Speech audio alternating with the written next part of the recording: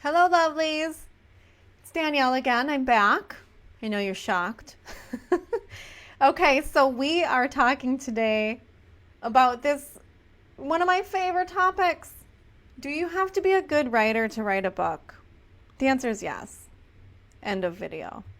Just kidding. Here's the thing. I think the days of defining who's a good writer and who's not are kind of fading, but here's what I think. First of all, the answer is no. But second of all, rules, techniques, and skills can all be taught. That's what you're here doing right now. You're learning some techniques. You're learning about how to write. You're learning about how to show and don't tell. You're learning about theme, right? So you can learn this stuff. You can learn as you write. And in fact, many skills are learned as you write and not in school. This is stuff they don't necessarily teach you in high school, right? If you actually went to college for creative writing or English or whatever, you have a degree, you went to a university for this purpose, you learned a lot about that as well. But I'm also willing to bet, even with that situation, that you just had to kind of get out there and start doing the thing. And that experience is going to be one of your best teachers. So, in my opinion, you do not need to have a degree in, journalism or something synonymous in order to write a good book worth sharing. This is the bar. You get to set the quality level, but this is the bar. How do I write a book that I'm proud of, that I am so proud of, that I can't believe I did, that makes me feel so happy to share this? I'm scared and I'm nervous because I'm putting my story out in the world, but I'm thrilled I did this thing. I achieved something huge. I went through something big in my life, learned a lot, gained a lot, and I want to help people by way of my story, by way of sharing my story. I want to change the world, and I've done that because I've written something that I think is my best work. Whatever your best work is your best work, and that is exactly where we're trying to get you. It's not my best work, it's not somebody else's best work, and we're not going to be comparing apples to oranges here. Everyone has different skills, everyone has different style. I'm going to write differently than you because I have a different voice. That's just as simple as it is.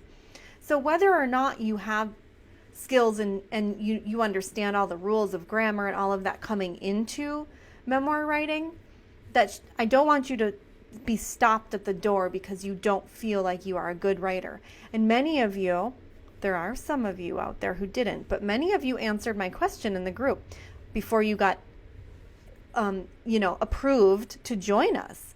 I specifically asked, do you think you're a writer or do you just have a story to tell? And whatever you answered is perfectly fine, but I was looking for some insights. I wanted to understand whether or not the majority of you felt like you are a good writer, or if you just know you have this story burning inside of you to tell, and you don't really care about that. Maybe you do care, but you're willing to jump into the deep end and just start this process before you figure out how to be a good writer, okay? So many of you answered in the way I kind of expected to hear, that you just have a story to tell that you really want to share. You think it's so important and valuable, and you're willing to learn along the way. That's what I'm here to do. That's what my mission is, to teach you as much as I can, so that at the end of this, you do feel like a good writer. You do feel like you have skills. You do think you know what you're doing. You're not just slapping some words on the paper. You're not just typing up 70,000 random words, right? You're not just talking out of your rear and calling it a story. It's not like you slammed a few margaritas and you're like, let me tell you a funny ditty about Jack and Diane, okay? No, you put the work in, right? You might have even hired some professionals to help your book have less errors and sound better, which is perfectly fine and 100% encouraged because even I hire editors and proofreaders for my own stuff. We all need that second pair of eyes and that refinement process. But that makes you a good writer. That makes you someone who's smart and has written something that you're proud to share, okay? So now that that's out of the way, I'm going to step down from my soapbox. Takeaway, skills can be taught, and that's what you're here doing. So pat yourself on the back. Let me hear it. Okay. Now, here is what you need in order to write a high quality memoir. Number one, let's just put a big mixing bowl in front of us, and we're gonna whip up like a memoir cake, okay? It can be gluten-free if you want, but we're gonna whip up a cake. This is what you need in order to make this high quality memoir cake. Dedication and commitment. That's your first pair of ingredients. They're kind of the same thing, but here's the thing. Writing a memoir is not something you do overnight. Every night maybe, but not overnight, right? Not in a week, not even in a month. Now I know one rock star in our group wrote like 50,000 words in 22 days or something. Okay, that's amazing. But that took dedication and commitment. It doesn't matter if it takes long or short. The point is it takes a lot. It takes a lot of work. So you're going to dump a bunch of dedication and commitment into this. You have to work consistently on this. Even if you step away for a while, you come back to it. Eventually, you come back to it if it gets done, right? This entire process of writing takes dedication and commitment because it's going to challenge you. It's going to push your comfort zone. It's going to push your skill level. It's going to push the amount of digging down deep into your soul that you want to do, right? It's gonna be hard work. I don't like it either. It's just human nature. So you need to be dedicated to the end result and commit to your goal. What are you looking to achieve? That's it. Then you commit to it. So write out your goal, put it up somewhere where you can see it. I want to write the best book possible. If that's your goal, I am with you, girl. We are there together. I don't care if you have a more specific goal in this case, although we've talked about in another video having a more specific goal. But if your goal is just to write the best book possible, I can absolutely guarantee that you're going to hit that goal as long as you keep writing, okay? So the next ingredient is patience, kind of for the same reason, because this takes some time and it takes some work, and you need to be patient with yourself. You need to understand that this is no easy bake oven that we're shoving this cake into. This baby takes a while to cook, and sometimes it takes much longer than you want it to, or much longer than you expected. You might be feeling like you're on a roll, and then bam, something throws a curveball at you, and you have to take a step back. Just today, I saw a post in our group of someone who was like, she was like, I've been thinking I've been swimming and I might need to get out of the pool. I think I remember the name, but I'm not going to say it out loud. Okay. Anyway, my comment to her was follow your gut. If you are like, I need a break. I'm forcing this. It's feeling off. I'm not connected to it. Step back for a while and be patient and let it just simmer, let it cool off, because you can't make this happen by force. It has to happen naturally and in a state of flow and with dedicated, committed work, okay? And on this note, very close cousin to patience is self-compassion. You got to have love for yourself. This is hard work. It's deep emotional work. Sometimes it feels like therapy, honestly. I sometimes feel like a therapist because I get on coaching calls with my clients, and they're talking about this emotional journey they went on, and we're trying to get down to the heart of their story. Well, the heart of their story lives in their heart. So we can't really talk about your book without dealing with the emotional level, right? There's got to be something down deep that connects your story to the readers. So you have to have compassion for yourself. If this is too much and you're feeling like, you know what, I got to take a break, take a break. If you're feeling like I'm really scared to tell my story and put it out in the world, that's okay. That's all right.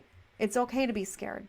Fear is usually a messenger. It either means that you are coming close to something that means a lot, meaning you're coming close to the theme, the deep recesses of our soul that is scary to look into, where all the hurt and sadness and pain and fear live, or you're just scared because this is something so meaningful to you that you don't want to mess it up. And both of those fears are legitimate and they're part of the game. So I want you to expect them, okay? This doesn't mean you're going to be unsuccessful, you're going to fail, this is a complete train wreck, okay? That just means you're in it, okay? You're in the process, you're doing it. So next after self-compassion is confidence. You may not start out feeling very confident, but I want you to trick yourself. Even if you have to lie to yourself, you know what? I am a good writer. I can do this. Even if every day you are struggling to believe that, eventually the more you write, your strength as a writer will grow stronger. You will grow stronger in your skills. You will grow stronger in your ability to see things on the page and your ability to formulate scenes and sections and chapters and all the things that feel good. And there might be times where you step back and you're like, dang, that actually sounded really good. There might be other days where you're like, I don't even know what that was. I'm just going to get it out and deal with it later. But the point is, keep writing. The more you write, the more confidence you will gain that you will actually be able to get this done. Okay? Another thing that will bolster your confidence, mentors, peers. That's why you're in this group, because people like me care about you and your story. And we have all these amazing women in this group that care about you and your story. These peers and these people that can give you feedback and help guide you in a loving, kind, compassionate way. Those people help boost your confidence. So surround yourself by positive, supportive people that tell you, you know what, this is hard work. And you know what, we all have bad writing days. Just keep going. That's what'll help you feel more confident in yourself as a writer. And then you have to have a healthy dose of humility. This is a big one. This is a big pill for me to swallow, okay? You need to be humble enough to admit when you need help. We all want to feel like we got everything figured out. Maybe it's just me. But for me, there's nothing more obnoxious than hearing someone who thinks they know everything. I'll tell you, I'm a member of another memoir group, and I had to block one of the members because he literally would say words like, I know everything. No, you don't. You're not perfect. That's okay. Either am I. I'm a professional and I'm not perfect, okay? We're learning new things every day. That's what being human is about. I am always going to be 100% okay with not being 100%. So be open to receiving guidance and lessons. Be open to feedback. Be open to criticism. Don't be so closed up that you can't hear what other people are trying to tell you. That doesn't mean they're right. That doesn't mean you have to listen to them, but take it in. Put it through your filter. Does this feel okay to me? Does this feel like it's helpful? Does it feel like maybe I need to start listening to some messages that keep coming up in various ways, but they all sound the same? So just be humble enough to just say, you know what? Let me hear it. I might not implement what you have to say, but I'm going to hear it. And I appreciate you speaking up for me and taking the time to look at my stuff, right? That's how you learn. That's how you make connections and grow and find supportive people in your life. And last, really all you need, the main ingredient of a memoir is that life experience that has taught you something. It really doesn't matter what the basic premise of your book is.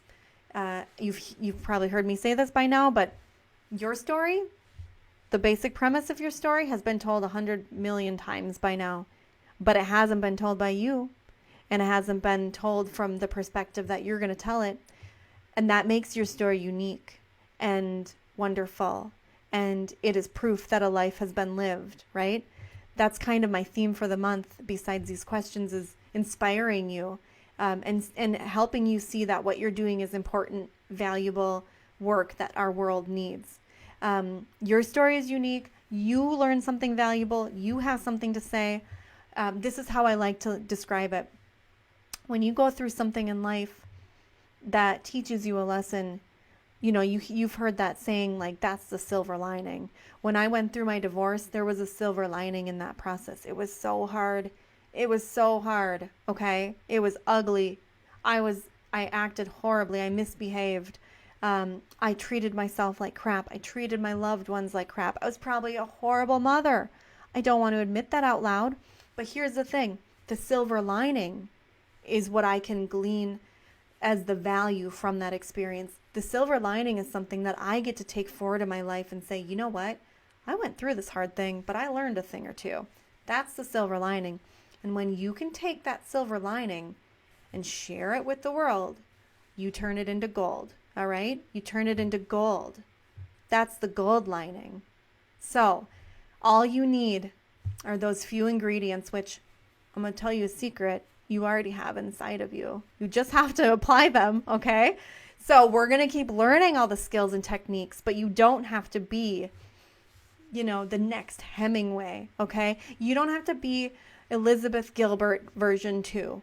You don't have to be any of that. I want you to pretend like no one else exists and that only your story exists and there is no comparing, because really there's no one comparable to you. You're you and your story is yours. So we want to hear that.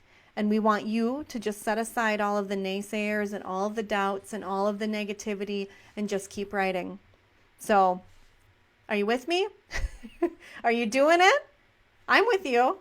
I know you can do it. I believe in you. So let's keep going, okay? Come back for my next video. We're going to talk about some more stuff, more skills, more stuff to learn, more stuff to make you a stronger, more confident writer, right? Celebrate. I'll see you there.